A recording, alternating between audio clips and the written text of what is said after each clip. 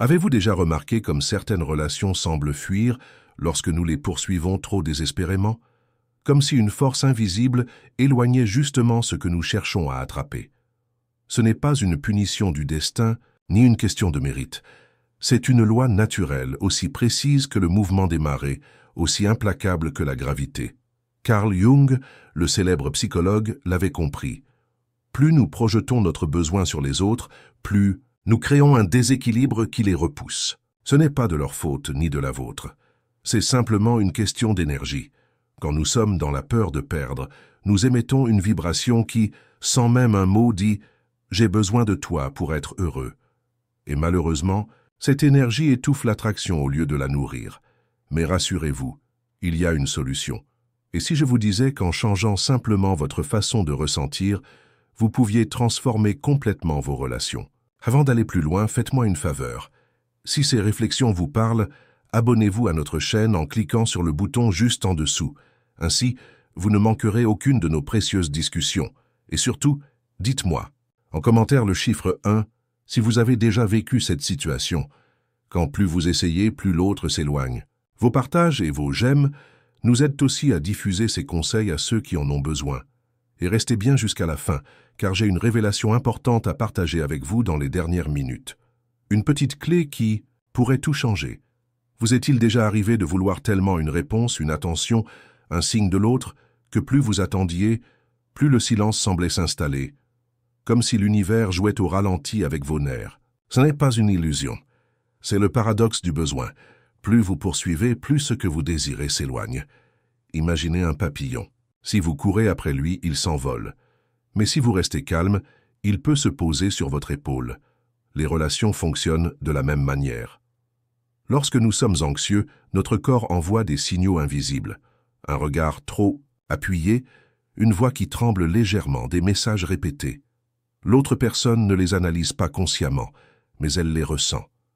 Comme une alarme silencieuse qui lui dit « Attention, cette relation manque d'air ».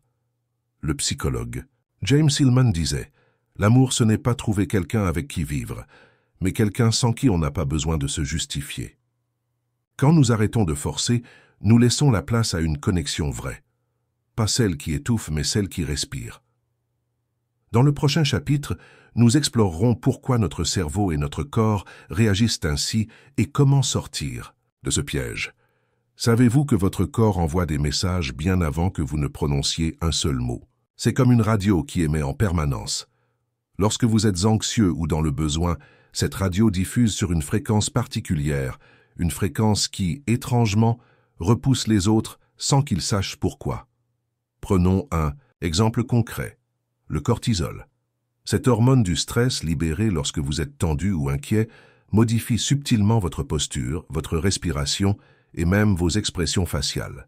Les autres captent ces changements inconsciemment, comme lorsqu'on sent qu'une personne est mal à l'aise dans un ascenseur sans qu'elle n'ait rien dit. Et voici le plus fascinant. Notre cerveau possède des neurones miroirs qui nous font refléter les émotions des gens autour de nous. Si vous êtes détendu et confiant, les autres se sentiront bien en votre présence. Mais si vous émettez de l'anxiété, leur cerveau sonnera l'alarme, danger émotionnel. C'est pourquoi toutes ces stratégies pour faire réagir l'autre, attendre X heures avant de répondre, analyser chaque mot, finissent par échouer. Vous jouez peut-être bien votre rôle, mais votre corps, lui, ne ment jamais. Dans le prochain chapitre, nous verrons comment briser ce cercle vicieux et retrouver une énergie qui attire naturellement. Vous souvenez-vous de cette fois où vous avez passé des heures à analyser un message, à calculer le moment parfait pour répondre, à imaginer toutes les interprétations possibles?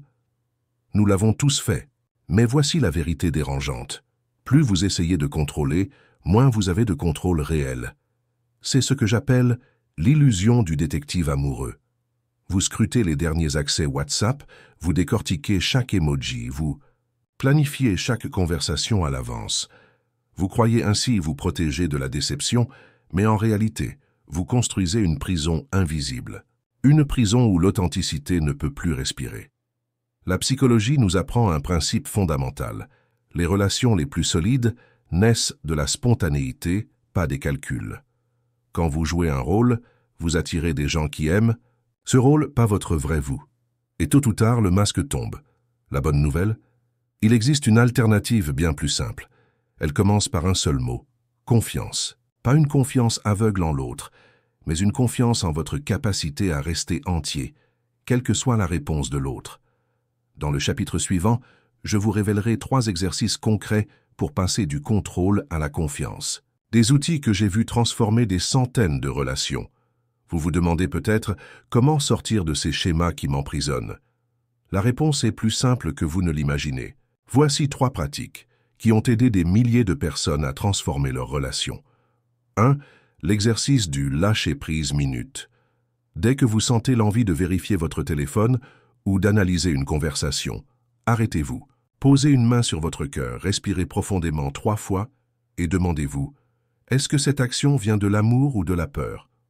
Ce simple moment de pause brise le cycle de l'anxiété. Le journal de l'abondance émotionnelle. Chaque soir, notez 3 moments où vous vous êtes senti complet seul. Un café savouré, un rayon de soleil, une musique qui vous a touché. Cela rééduque votre cerveau à voir que l'amour ne vient pas que des autres. La méditation du « Je suis déjà complet ». Asseyez-vous 5 minutes le matin, les yeux fermés, en répétant intérieurement « Je suis entier, ici et maintenant ». Imaginez cette plénitude comme une lumière qui remplit chaque cellule. Peu à peu, cette énergie deviendra votre nouvelle fréquence naturelle. Ces outils ne demandent pas d'efforts surhumains, juste de la régularité. Comme un muscle, plus vous les pratiquerez, plus ils deviendront naturels. Dans le chapitre final, nous découvrirons comment cette transformation intérieure change tout, pas seulement vos relations, mais votre vie entière. Tout au long de ce voyage, nous avons découvert une vérité essentielle. Ce n'est pas l'amour des autres qui vous complète, c'est votre propre amour qui attire tout à vous.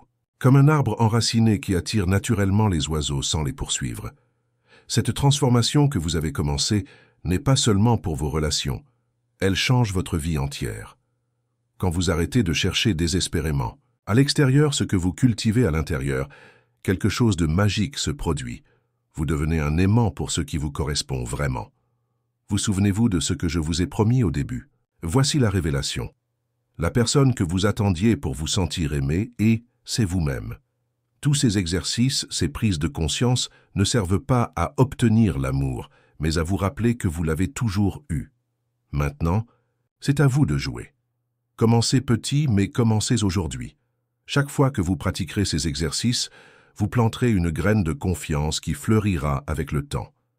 Et n'oubliez pas, abonnez-vous pour ne manquer aucun de nos conseils. Dites-moi en commentaire lequel de ces exercices vous tente le plus. Le chiffre 1, 2 ou 3. Partagez cette vidéo à quelqu'un qui en a besoin, car le plus beau cadeau est souvent ce qu'on transmet. Merci d'avoir suivi jusqu'au bout. Rappelez-vous, vous n'êtes pas une moitié en quête de son complément. Vous êtes déjà entier, et c'est de cette plénitude que naissent les plus belles rencontres.